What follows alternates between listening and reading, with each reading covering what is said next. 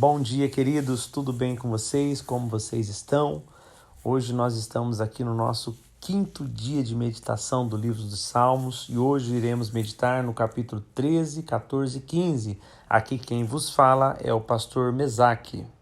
O Salmo 13 é uma oração de fé do crente a Deus. Mostra que apesar da perseguição, oposição e circunstâncias difíceis, o povo de Deus pode se deleitar em sua graça e proteção.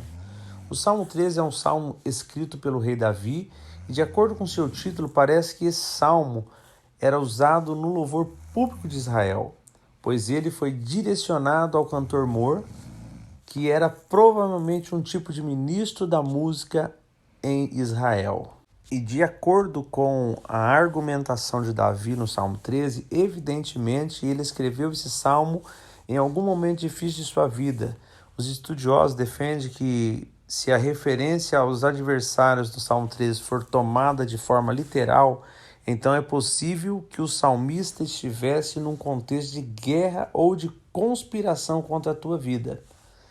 Como momentos assim eram relativamente frequentes na vida de Davi, então, se esse for o caso, não é possível determinar algum episódio específico em que o salmista escreveu esse salmo. Alguns sugerem que talvez isso possa ter ocorrido durante o tempo em que o rei Saul o perseguiu. Contudo, isso é mera especulação. Podemos também fazer uma subdivisão nesse texto do capítulo 12, do capítulo 13, melhor dizendo, que seria a primeira parte do 1 ao 4, que é as expressões de desespero, e no versículo 5 e 6, as expressões de alegria e confiança pelo livramento do Senhor. O Salmo 13 começa com uma pergunta do salmista a Deus: até quando, Senhor? O salmista repete essa pergunta outras 3 vezes neste mesmo salmo. Essa pergunta expressa de forma clara a agitação de Davi diante da realidade em que ele enfrentava. Ele estava angustiado e, do ponto de vista humano, o salmista se sentia sozinho e impotente de agir frente à oposição dos seus adversários. Mesmo homens piedosos, diante de certas circunstâncias, podem se sentir ignorados por Deus. Isto faz parte da fraqueza humana que muitas vezes tende a dar lugar ao pessimismo em vez da esperança. Davi se sentia assim desprezado pelo Senhor. A prova disso é que sua maior preocupação não era o movimento dos seus adversários, mas o silêncio de Deus. Por isso, a insistente pergunta: até quando, Senhor? Muitas vezes nos sentimos assim e tomamos em nossas orações essas mesmas perguntas do salmista. Na verdade, não há problema em perguntar ao nosso Deus: até quando, Senhor? Inclusive, essa é uma pergunta feita até mesmo pelos mártires do céu. Apocalipse 6:10. Mas essa pergunta precisa nos conduzir a uma experiência de confiança no Senhor. Se por um lado ela é a expressão da nossa inquietude, por outro lado ela deve expressar a certeza de que estamos recorrendo àquele que governa todas as coisas e faz com que tudo coopere para o bem dos que o amam. É nesse sentido que o salmista Davi pergunta a Deus: até quando, Senhor? E ele faz 3 pedidos. Primeiro, ele pede que o Senhor se atente para ele, no versículo 3. O salmista queria ser contemplado por Deus. Em seguida, ele pede que o Senhor o responda e Davi queria ser encorajado por Deus. Depois, Davi pede que o Senhor ilumine os seus olhos. Ele queria o vigor do Senhor em sua vida. Davi queria que Deus renovasse o brilho da sua vida em seus olhos. Ele queria forças para não sucumbir à morte. Caso contrário, sua derrota seria o motivo de alegria dos seus adversários. A segunda parte, os 2 versos finais, o salmista Davi muda completamente o seu discurso. Ele vai do desespero das circunstâncias da vida para a alegria que há no conforto do livramento de Deus. Por isso ele diz: no tocante a mim, confio na tua graça. Regozije-se o meu coração na tua salvação. Cantarei ao Senhor, porquanto Ele me tem feito muito bem. No versículos 5 e 6. Ao declarar no tocante a mim, confio na tua graça, o salmista aplica a linguagem da aliança. Ele se refere ao amor gracioso com que Deus se relaciona com o seu povo escolhido. Isso significa a sequência da declaração de Davi: regozije-se o meu coração na tua salvação. Neste ponto, há um contraste muito nítido entre a celebração dos seus inimigos e a sua própria celebração. A queda do salmista era um motivo de alegria para os seus adversários. Eles esperavam que o salmista vacilasse para que eles pudessem se alegrar. Mas o salmista confronta essa expectativa sinistra, afirmando que o livramento que vem do Senhor é o seu motivo de alegria. A salvação divina frustra a expectativa maligna que espera pela destruição dos filhos de Deus. Neste louvor final, o salmista também dá uma aula sobre como o crente deve clamar a Deus. Sim, repetidas vezes ele clamou a Deus dizendo: até quando, Senhor? Mas os seus questionamentos não o impediram de contemplar a realidade do livramento divino, de confiar na maravilhosa graça de Deus e de reconhecer o quão generoso Deus é com os seus filhos. No Salmo 13, a dor de Davi o levou à adoração. A inquietação de Davi acabou aperfeiçoando sua convicção nas promessas imutáveis de Deus. Os crentes devem dar graças em tudo, até mesmo pelos momentos difíceis, pois embora esses momentos sejam dolorosos, Deus continua sentado sobre o seu trono, governando todas as coisas e cuidando providencialmente do teu povo. Agora no capítulo 14, fala principalmente da depravação total do homem caído. O estudo bíblico do Salmo 14 revela a corrupção do coração do homem. Em sua insensatez, nega a existência de Deus. O Salmo 14 foi escrito pelo rei Davi, embora não saibamos em que ocasião de sua vida isso aconteceu, mas o título do Salmo 14 indica que ele foi entregue ao cantor Mor, o que provavelmente implica em sua utilização na adoração pública de Israel. Curiosamente, o Salmo 14 é quase idêntico ao Salmo 53. E podemos também fazer uma subdivisão de 3 partes desse capítulo. Uma seria: a depravação é universal, versículo 1 ao 3. Ninguém escapa do Senhor, do 4 ao 6. O grande dia do livramento, o versículo 7. Algumas pessoas se apoiam em sua própria lógica e deliberadamente afirmam que Deus não existe. Outras não questionam intelectualmente a existência de Deus, mas vivem como se Deus não existisse. Seja qual for o caso, a Bíblia coloca esses comportamentos como fruto do coração corrompido do homem. Davi inicia o Salmo 14 dizendo: diz o insensato em seu coração, não a Deus. A palavra insensato nesse verso traduz um termo hebraico que transmite a ideia de perversidade.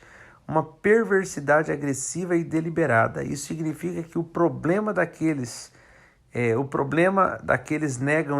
que negam a existência de Deus não é intelectual, mas é moral.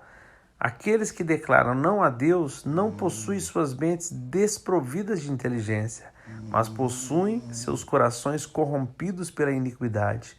As pessoas pensam que não precisam de Deus, acreditam que podem viver suas vidas longe do alcance de Deus. Obviamente, a corrupção dos seus corações reflete na ignorância de suas mentes. Essas pessoas intencionalmente adotam como lema de suas vidas no íntimo do seu ser, a ideia de que não há Deus. Mesmo o Salmo 14 ainda expõe o fato de que essas imoralidades é padrão de toda a humanidade após a queda. Davi explica que a depravação é total e universal. Não há na terra entre os homens quem entenda. Não há quem busque a Deus. E o salmista, na sequência, explica o motivo disso. Todos se extraviaram e juntamente se corromperam. Não há quem faça o bem não há nenhum sequer. Definitivamente não há inocente dentre a raça humana.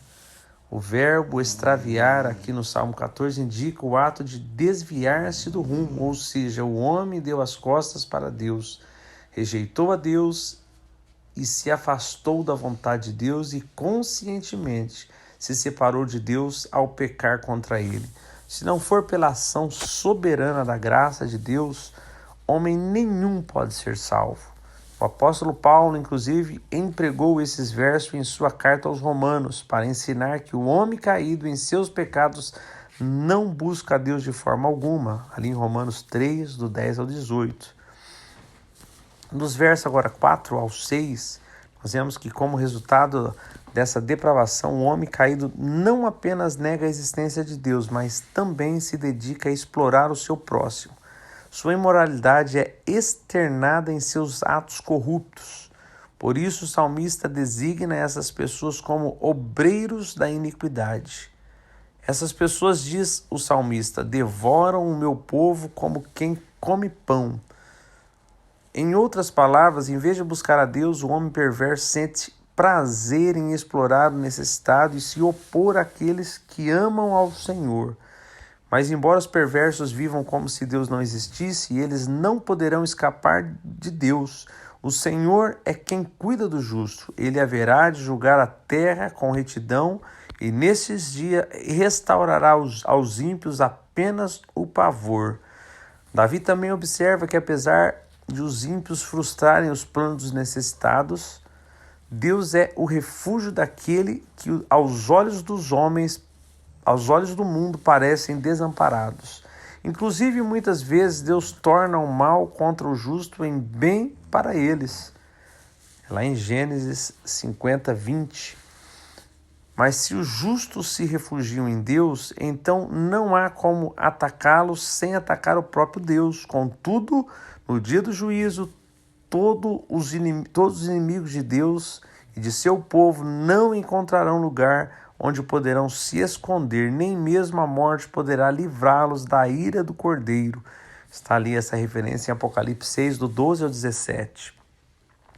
E para finalizarmos aqui o último versículo do capítulo 14, versículo 7, o salmista diz: Ah, se de Sião viesse já a salvação de Israel! Quando o Senhor restaurar a sorte do seu povo, então exultará Jacó e Israel se alegrará. Alguns intérpretes já consideraram este verso como que fazendo referência à volta do povo judeu ao cativeiro da Babilônia. Mas é amplamente aceito que esse verso deve ser interpretado à luz de uma esperança escatológica. Na verdade, o salmista faz referência a uma mudança radical de circunstância, uma conversão total de uma realidade desfavorável para uma realidade favorável. Então isso significa que em suas palavras finais, no Salmo 14, Davi aponta para a expectativa da redenção final, para o grande livramento divino e para o seu cumprimento pleno no grande dia do Senhor. E para finalizarmos o dia de hoje, nós vamos meditar no capítulo 15, que fala sobre o perfil daqueles que podem se aproximar da presença de Deus. Descreve o cidadão do céu, ou seja, aquele que habita no tabernáculo do Senhor. Alguns estudiosos, sugerem que talvez Davi tenha escrito o Salmo 15 no contexto em que ele levou a Arca da Aliança para o Monte Sião em Jerusalém, ali em 2 Samuel 6. O Salmo tem certas semelhanças com o Salmo 24 pelo fato de responder à pergunta a respeito de quem pode entrar na presença de Deus. Salmo 24, 3, 6. Nesse sentido, o Salmo 15 também se assemelha ao Salmo 1, quando descreve o caminho do justo. Mas ao se destacar as características do justo, o Salmo 15 não apresenta uma lista que deve ser cumprida por quem quer ser salvo. Este não é o seu objetivo. O Salmo 15, na verdade, apresenta uma lista da qualidade que caracterizam a vida daqueles que já são salvos e andam de acordo com a vontade de Deus. Também podemos fazer duas subdivisões aqui. O versículo 1 fala sobre buscando a presença de Deus, e do 2 ao 5 fala vivendo de acordo com a vontade de Deus. O Salmo 15 é introduzido com uma pergunta feita em duas partes. Quem, Senhor, habitará no teu tabernáculo? Quem há de morar no teu santo monte? Este verso faz uma referência direta ao tabernáculo, que era o local oficial do culto em Israel. A palavra tabernáculo significa literalmente tenda e diz respeito ao santuário móvel que havia em Israel antes da construção do templo em Jerusalém. O santo monte no qual o salmista também fala é o Monte Sião, onde a tenda foi colocada nos dias de Davi e onde posteriormente o templo foi construído. Então, ao questionar quem pode habitar no tabernáculo e morar no santo monte do Senhor, Davi está se referindo àquela pessoa que desfruta da mais íntima comunhão com Deus. O tabernáculo era o símbolo máximo da habitação de Deus entre o seu povo escolhido. Era no tabernáculo que ficava a Arca da Aliança e onde Deus manifestava a sua glória de maneira especial. Na sequência aqui do 2 ao 5, que fala sobre vivendo de acordo com a vontade de Deus, Davi responde a pergunta introdutória do Salmo 15 com uma resposta em 5 partes. Ele lista 10 qualidades morais que caracterizam a pessoa que vive na presença de Deus. Em primeiro lugar, Davi diz: essa pessoa vive com integridade e pratica a justiça, e de coração fala a verdade. Os servos de Deus devem ser conhecidos por sua integridade, conduta reta e veracidade. Sim, os verdadeiros crentes são sempre íntegros, honestos e sinceros. Eles não se envolvem com coisas fraudulentas e nem se apoiam em mentiras. Eles possuem um caráter piedoso e irrepreensível. Isso não significa que eles sejam perfeitos. Antes, significa que eles são completamente comprometidos com o Senhor. O pecado é um acidente de percurso em suas vidas e não são aquilo que os define. Também é interessante observar que o salmista aplica os 3 verbos, viver, praticar e falar, no presente do indicativo. Portanto, isso significa que tais comportamentos estão sempre presentes na vida do crente, o tempo todo e de forma contínua.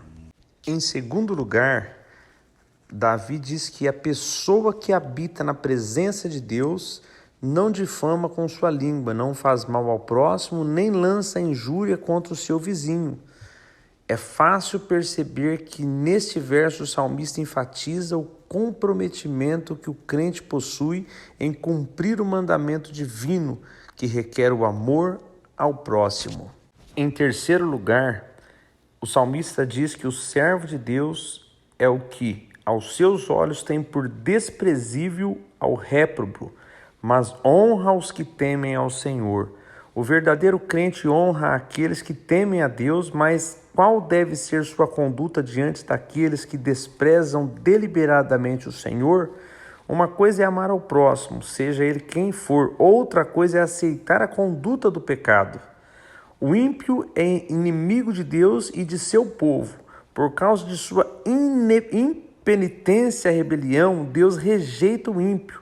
Então o crente também não aprova quem o Senhor reprova, não acolhe a quem o Senhor despreza. O escritor de Provérbios escreve que o justo que cede ao perverso é como uma fonte de água contaminada, Provérbios 25, 26. Mas o crente condena abertamente o pecado e também despreza aqueles que se colocam como inimigos de Deus. Em quarto lugar, Davi diz que o servo de Deus é aquele, jura com dano próprio e não se retrata. Isso significa que o crente mantém sua palavra mesmo quando sai prejudicado. Ele sofre prejuízo, mas não deixa de cumprir a sua promessa. Em quinto lugar, Davi diz que aquele que habita na presença do Senhor não empresta o seu dinheiro com usura, nem aceita suborno contra o inocente. Entre os israelitas, a lei mosaica determinava que os empréstimos tivessem a finalidade de ajudar os necessitados. Deuteronômio 23, 19 e 20. Então, aplicar juros nessas situações era um erro, pois caracterizava uma forma de exploração. A ideia destacada aqui é que o crente não visa obter lucro sobre a custa da pobreza do necessitado. Quanto a aceitar suborno contra o inocente, o salmista se refere à prática daqueles que aceitam suborno para testemunhar contra uma pessoa inocente. Nos tempos do Antigo Testamento, a palavra de uma testemunha tinha um peso muito grande na condenação de alguém. Então, às vezes, pessoas perversas podiam armar para um inocente, comprando falsos testemunhos para condená-lo. Nabote é um exemplo de alguém que foi condenado com base em falsos testemunhos, 1 Reis 21:13. E por fim o salmista conclui o Salmo 15 afirmando que quem deste modo procede não será abalado. As pessoas que são caracterizadas por essas qualidades estarão sempre seguras. Elas temem a Deus, cumprem os seus preceitos e por isso habita constantemente na presença do Senhor. Isto está em harmonia com o que escreve o apóstolo João. Aquele, porém, que faz a vontade de Deus permanece eternamente. 1 João 2,17. E neste ponto podemos perceber como o Salmo 15 aponta para Cristo. É por meio de Jesus Cristo que os crentes podem se achegar à presença de Deus e ter comunhão com Ele para todo sempre. João 14, 19, 31, Hebreus 10, do 19 ao 25. E assim chegamos ao fim de mais um dia de meditação, queridos. Nós vemos aqui uma lista, uma declaração de Davi no capítulo 15, que ele se refere, essa declaração é daqueles que são salvos, que caminham com o Senhor. Por isso é importante a nossa conduta ser baseada na palavra do Senhor. Nós temos a graça, nós fomos alcançados pela graça, e a graça não tem só, não podemos dizer a palavra só, eu acho que é redundante aqui. A graça, ela nos salva, mas também nos dá poder para viver uma vida transformada. É como se ela nos empoderasse para nós mudarmos características das nossas vidas. Então a graça, além de nos salvar, a graça também nos dá poder para mudar o caráter, mudar a forma de pensar, para transformar. Por isso que nós nascemos de novo. Então, para que você não seja aquele cristão onde as pessoas torcem o bico quando você passa, porque as pessoas não acreditam em você, a tua palavra não tem peso, o que você promete você não cumpre. Eu quero te dizer que se você foi salvo pela graça, essa mesma graça que te salvou, é a graça que dá poder do Senhor a você, para que você mude, para que você se transforme, para que você renove a sua mente e que essas características que Davi colocou no capítulo 15 aqui, elas possam ser exatamente o resultado de uma vida que foi alcançada, salva e transformada pelo poder da graça. Que o Senhor os abençoe, dê um dia abençoado para vocês e estaremos aqui amanhã novamente, se assim o Senhor permitir. Fiquem todos com Deus.